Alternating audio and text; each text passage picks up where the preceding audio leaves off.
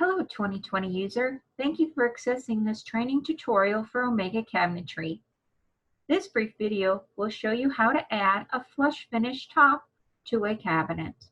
In your most recent cabinet catalog, right-click on the cabinet you're wanting to add the flush finish top to and go into its attributes.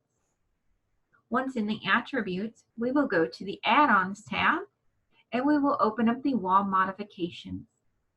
This is a frame modification, so we will also open up the frame modifications and we will find the flush finish top modification and select it.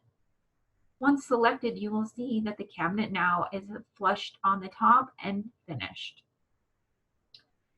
Thank you for your time, and we hope this video was helpful. Please find other videos like this in our collection and be sure to let us know if there are other 2020 learning topics you would like to see demonstrated in this way.